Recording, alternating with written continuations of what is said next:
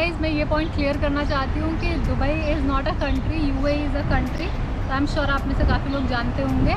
तो जब भी हम दुबई बोलते हैं तो दुबई से हमारा मतलब यूएई होता है, जिसमें दुबई, आबू धाबी, शारजाह, काफ़ी सारे एमिरेट्स आते हैं। तो I just wanted to make this point clear. Hi guys. तो अगर आप अपनी कंट्री से बाहर निकल के किसी और कंट्री में सेटल होना चाहते हैं या फिर बेटर करियर अपॉर्चुनिटीज एक्सप्लोर करना चाहते हैं तो हम आपकी सिचुएशन को समझ सकते हैं, क्योंकि हम भी कुछ साल पहले इसी सिचुएशन में थे जहाँ पे हम कंफ्यूज थे कनाडा और दुबई के बीच में। तो इस वीडियो के जरिए हम आपके साथ में वो सारे पॉइंट्स कवर करेंगे जिसके बेसिस पे हमने अपना डिसीजन लिया। और गाइस इस वीडियो का मकसद बिल्कुल भी ये नहीं है कि किसी कंट्री को नीचा दिखाना या दूसरी कंट्री को उससे बेहतर दिखाना, बल्कि इस वीडियो में हम दोनों कंट्रीज के प्रोज एंड कॉन्स डिस्कस करेंगे ताकि आप उसकी बेसिस पर अपना डिसीजन ले पाएं, क्योंकि ये हर इंसान के लिए सब्जेक्टिव है कि उसको क्या सूट करता है और उसकी क्या प्रायोरिटीज हैं। हम सिर्फ आपके सामने वो सारे पॉइंट्स डिस्कस करेंगे जिसकी बेसिस पर हमने अपना डिसीजन लिया। तो शुरू करते हैं आज का video, let's go. Just to make this video little interesting, हमने डिसाइड करा है कि हम दोनों कंट्रीज को हर टॉपिक पे पॉइंट्स देंगे और फिर लास्ट में देखेंगे कि कौन सी कंट्री जीतती है। तो सबसे पहले बात करते हैं कि जितने भी लोग इंडिया से कनाडा मूव होना चाहते हैं उनको क्या चीज़ सबसे ज़्यादा अट्रैक्ट करती है। तो वो है वहाँ की पीआर, जिसके थ्रू वो वहाँ के कुछ गवर्नमेंट बेनिफिट्स कंज्यूम कर सकते हैं, जैसे कि free health care, free education और अनएम्प्लॉयमेंट सपोर्ट, जो कि यूएई के केस में नहीं मिलते। यस, यू आर राइट कि यूएई में परमानेंट रेसिडेंसी का कॉन्सेप्ट नहीं है। आपको जो भी वीज़ा मिलता है वो आपको हर 2-3 साल में रिन्यू कराना पड़ता है। बट अगर आप यहाँ पे रह रहे हैं तो आप गवर्नमेंट को कुछ टैक्स भी पे नहीं कर रहे हैं। तो अगर आप टैक्स नहीं पे कर रहे हैं तो गवर्नमेंट लायबल नहीं है आपको बेनिफिट्स देने के लिए।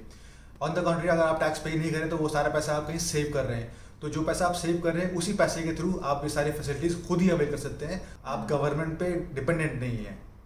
बट कनाडा में कुछ साल रहने के बाद हम वहाँ की सिटीजनशिप भी तो अप्लाई कर सकते हैं, जिसकी वजह से हमें वहाँ का पासपोर्ट मिल जाएगा और फिर कई कंट्रीज के लिए हमें वीज़ा की ज़रूरत नहीं होगी, हम बिना वीज़ा के ट्रैवल कर सकते हैं। अगर आप यूएई रेसिडेंट हैं तो आपको यूएई का पासपोर्ट नहीं मिलेगा। बट अगर आपके पास में रेसिडेंसी वीज़ा है तो आप काफ़ी सारे देशों में बिना वीज़ा के घूम सकते हैं, वहाँ जा सकते हैं।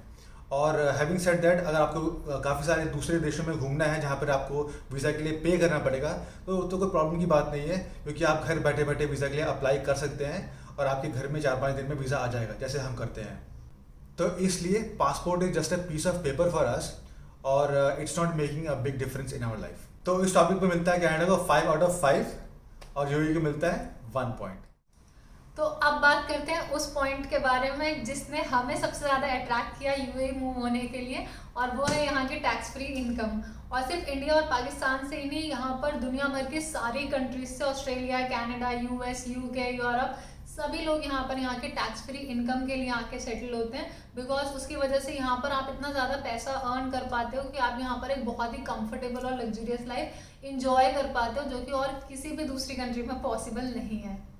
तो अगर आप कनाडा जाने के लिए रिसर्च कर रहे हैं तो आपको मालूम पड़ चुका होगा कि गवर्नमेंट आपसे 30-40% टैक्स वसूल कर लेती है, जो कि अपने आप में एक बहुत ही बड़ा अमाउंट है। यानी कि अगर आपने 100 रुपये कमाए तो आपसे 30-40 रुपये गवर्नमेंट ने ले लिए, जो कि हमारे लिए बहुत ही बड़ा सेटबैक था। तो गवर्नमेंट जो पैसा आपसे वसूलती है उसके बदले में आपको कुछ बेनिफिट्स भी देती है, जो कि अपने आप में एक डिबेटेबल टॉपिक है। आगे आने वाले वीडियो में हम आपसे हाथ में डिस्कस करेंगे कि क्या ये बेनिफिट्स एक्चुअली में मैटर करते हैं क्या नहीं। तो यहाँ पर हम देंगे दुबई को 5 पॉइंट्स और कनाडा को देंगे 1। तो अब बात करते हैं हेल्थ केयर की। आपको शायद मालूम होगा कि इंडिया से बाहर हेल्थ केयर की फैसिलिटी बहुत ज़्यादा महंगी है। तो अगर आपके पास में इंश्योरेंस नहीं है तो आपकी ज़िंदगी भर की कमाई हॉस्पिटल की बिल देने में निकल जाएगी। और कनाडा में क्योंकि आप टैक्स पे करते हैं तो गवर्नमेंट आपको फ्री हेल्थ केयर की फैसिलिटी प्रोवाइड करती है, जो कि बहुत ही अच्छी बात है। कनाडा में अगर आपके साथ में कोई हेल्थ इशू होता है तो जो आपका जनरल प्रैक्टिशनर, नॉर्मल डॉक्टर होता है, वो आपको किसी स्पेशलिस्ट के उसको रेफ़र करता है। और वो जो स्पेशलिस्ट को मिलने का जो टाइम होता है वो आपको काफ़ी दिनों बाद का मिलता है, जो कि अपने आप में एक बहुत ही बड़ा प्रॉब्लम है। तो यूएई के केस में ऐसा बिल्कुल भी नहीं है। अगर आपको कोई भी हेल्थ की प्रॉब्लम होती है तो आप डायरेक्ट हॉस्पिटल जा सकते हैं बिना अपॉइंटमेंट के, जैसे कि हम कल गए थे और बिना अपॉइंटमेंट के हमने बोला रिसेप्शन पर जाके कि हमें किसी ऑर्थोपेडिक सर्जन को दिखाना है। तो उसने 5 मिनट के अंदर हमें डॉक्टर का अपॉइंटमेंट दे दिया और हम डॉक्टर से मिल लिए। डॉक्टर ने हमें एक्सरे लिखा और एक्सरे करा कर रिपोर्ट डॉक्टर को दिखा के सब कुछ में 40-45 मिनट्स लगे होंगे, तो हमारा सारा कुछ हो गया। तो यहाँ पर हेल्थ केयर बहुत ही ज़्यादा एडवांस है, आपको बिल्कुल वेट नहीं करना पड़ता किसी डॉक्टर से या स्पेशलिस्ट से, सर्जन से मिलने के लिए।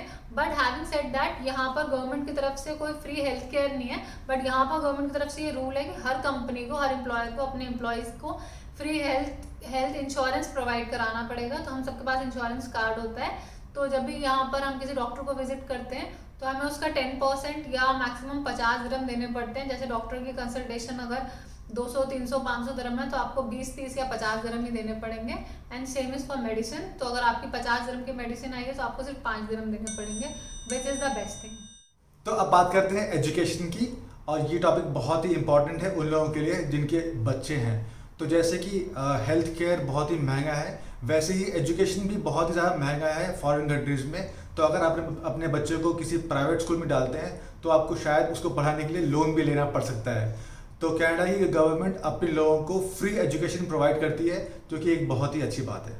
तो यूएई में फ्री एजुकेशन का कोई सिस्टम नहीं है एक्सपैट्स के लिए। यहाँ की गवर्नमेंट आपको फ्री एजुकेशन नहीं देती, मतलब देती है लोकल्स को, देती है एमरातीज़ को, हम लोगों को नहीं मिलता, रेजिडेंट वीज़ा वाले लोगों को। मगर हैविंग सेड दैट, यहाँ पर आप जब टैक्स फ्री इनकम से इतना ज़्यादा पैसा सेव करते हो तो आप वो पैसा यूज़ करके अपने बच्चों को किसी भी अच्छे से स्कूल में पढ़ा सकते हो, एंड एवरीवन डज दैट। तो यहाँ पर आप एजुकेशन बहुत ही इजीली अफोर्ड कर सकते हो उस टैक्स फ्री इनकम से। तो जैसे कि हमने आपको पहले बोला था कि हम आपको आगे वीडियो में बताएंगे कि सिटीजनशिप के साथ जो बेनिफिट्स मिलते हैं बाकी कंट्रीज़ में वो मैटर करते हैं या नहीं। तो यही रीज़न था कि हमारे लिए वो सारे बेनिफिट्स मैटर नहीं करते, क्योंकि आप वो जो पैसा इतना गवर्नमेंट को टैक्स में पे करते हो जिसके बदले आपको वो बेनिफिट मिलते हैं, तो वो बिना टैक्स पे करे यहाँ पर आप खुद से वो सारी फैसिलिटीज़ अवेल कर सकते हो। इसलिए हमारे लिए वो सब बेनिफिट्स मैटर नहीं करते। तो हम में से सभी लोग जब कहीं बाहर कंट्री में मूव होने का सोचते हैं तो हमारा सबसे बड़ा रीज़न होता है कि बेटर क्वालिटी ऑफ लाइफ, और हम सब यही सोच के बाहर मूव होते हैं कि अगर हम बाहर किसी कंट्री में जाएंगे तो हमारी लाइफ इंडिया से ज़्यादा बेहतर होगी, which is not absolutely true, 100% true. Because काफ़ी लोग जो वेस्टर्न कंट्रीज़ में जाते हैं उनकी लाइफ वहाँ जाने के बाद इंडिया से भी बुरी हो जाती है, बिकॉज उनको जॉब करने के साथ साथ घर के सारे काम खुद करने पड़ते हैं, झाड़ू पोछा, बर्तन, खाना, लॉन्ड्री, और वो काम जो उन्होंने इंडिया में भी नहीं करे होते वो भी उनको वहाँ खुद करने पड़ते हैं, जैसे प्लम्बिंग का, इलेक्ट्रिशियन का, कोई भी घर में फिक्सिंग होती है, क्योंकि वहाँ पर लेबर इतनी महंगी होती है कि उनको सारे काम खुद करने पड़ते हैं। घर के आगे से बर्फ़ हटाना, गाड़ियों में से बर्फ़ साफ़ करना, तो ये सारे काम और ज़्यादा बढ़ जाते हैं वहाँ पे जाकर, और लाइफ और भी ज़्यादा डिफ़िकल्ट हो जाती है। और इतना ही नहीं, अगर आपको वहाँ पर घर चेंज करना है तो आपको सारी पैकिंग खुद करनी पड़ेगी, एक ट्रक बुक करना पड़ेगा रेंट पे, और सारा सामान खुद से ट्रक में लोड करना पड़ेगा। उसके बाद वो ट्रक खुद ड्राइव करके लेके जाना होगा, और नई जगह पर जहाँ आप जा रहे हैं वहाँ पर सारा सामान अनलोड करके खुद ही सारा सामान शिफ्ट करना पड़ेगा। अगर आपके वहाँ पर रिलेटिव्स या फ्रेंड जानने वाले हैं तो लोग अपने जानने वालों को बुला लेते हैं, उनकी हेल्प हो जाती है। बट अगर आप सिर्फ एक कपल हैं, सिंगल हैं, तो फिर आप कैसे करेंगे? Just imagine. Which is not the case in Dubai. तो अगर आपने हमारा life living abroad expectation versus reality वाला वीडियो देखा होगा तो आप जानते होंगे कि हमारा लाइफस्टाइल यहाँ पर कैसा है, और अगर नहीं देखा तो आप आई बटन पर क्लिक करके उसको देख सकते हैं, जिसमें हमने दिखाया था कि हमें वीकेंड्स पे और अपने वीकडेज पे भी घर के ये सब काम नहीं करने पड़ते। तो हमारा टाइम घर के काम करने में नहीं जाता, क्योंकि यूएई में मोस्टली जितने लोगों को हम जानते हैं, हमारे आसपास जो फ्रेंड्स और रिलेटिव्स हैं, सबके पास मेड होती है, फुल टाइम मेड। तो घर के काम बहुत आसानी से हो जाते हैं और हमारी लाइफ काफ़ी बेहतर होती है, मतलब बहुत कंफर्टेबल होती है। तो बाकी लोगों की तरह हमें यहाँ पर घर के काम नहीं करने पड़ते। यहाँ पर मेड, लेबर, ये सब काफ़ी अफोर्डेबल है। अगर आपकी सैलरी अच्छी है, आप अच्छा अर्न करते हैं, तो आप ये सारी चीज़ें बहुत ही ईजिली अफोर्ड कर सकते हैं। तो यहाँ पर हम देंगे दुबई को 5 पॉइंट्स और कनाडा को देंगे 1। अगर दोस्तों तो हम जा रहे हैं बाहर किसी काम से, तो बाकी के पॉइंट्स बाहर से भी डिस्कस करते हैं।